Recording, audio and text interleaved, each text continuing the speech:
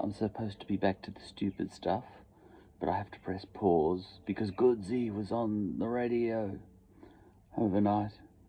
In the middle of the night, I listened to the BBC World Service overnight to help me sleep. And I get bored in the middle of the night.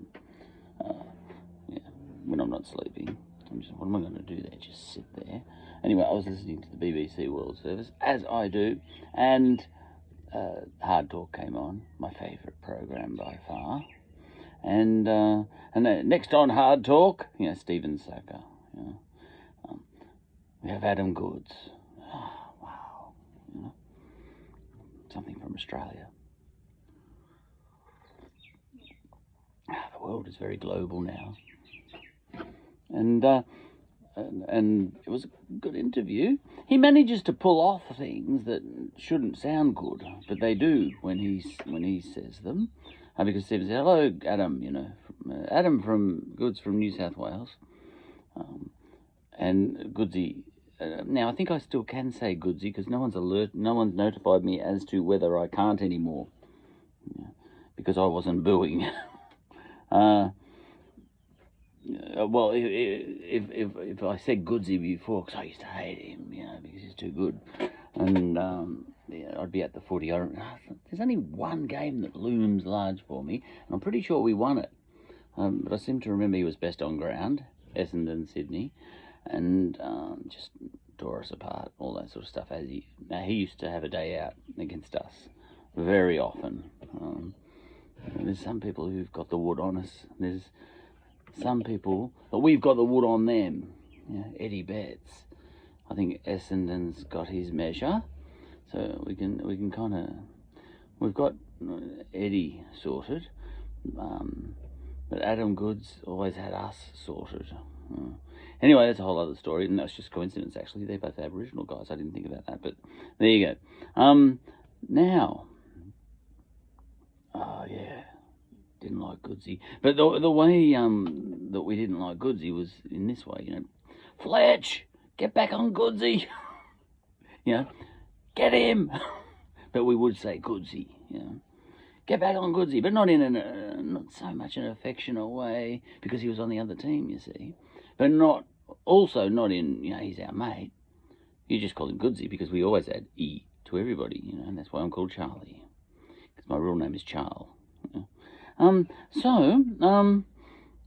Anyway, he said, "G'day, Stephen."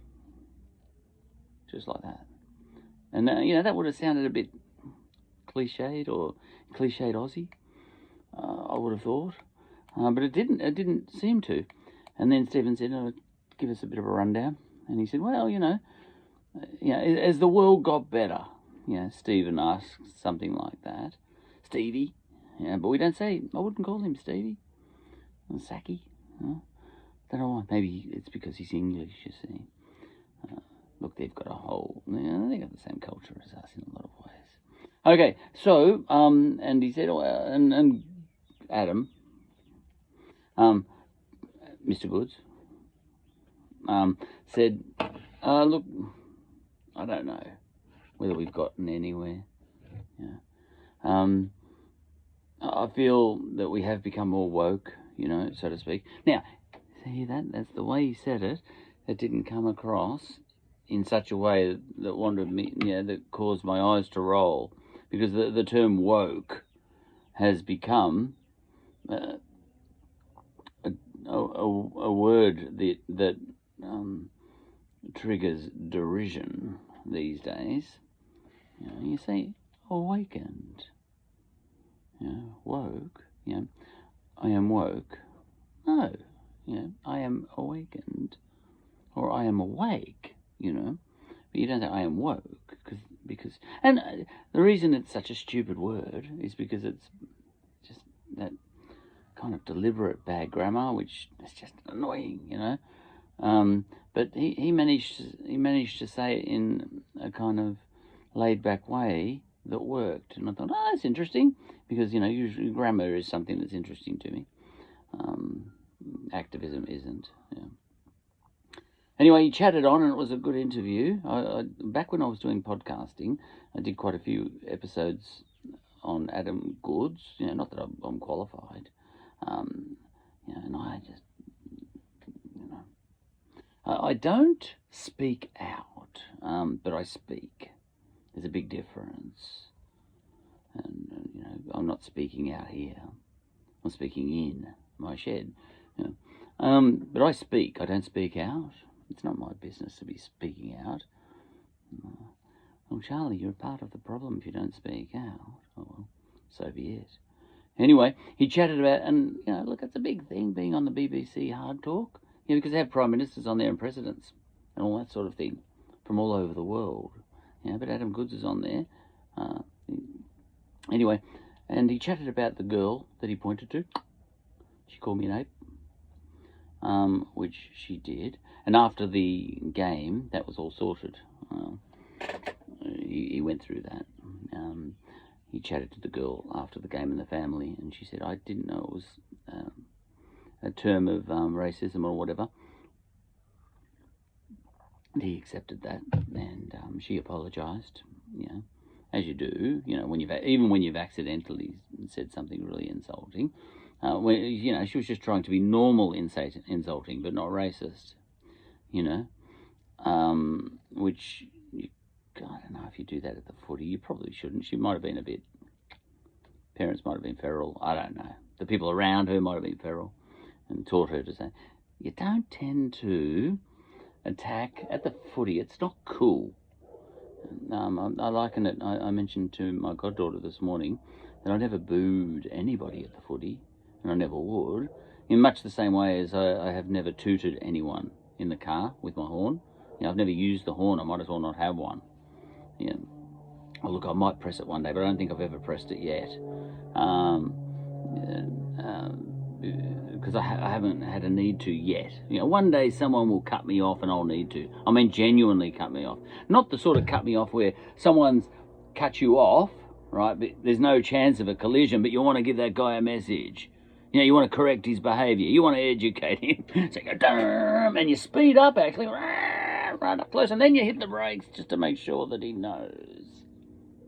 That's not very helpful. We don't do that.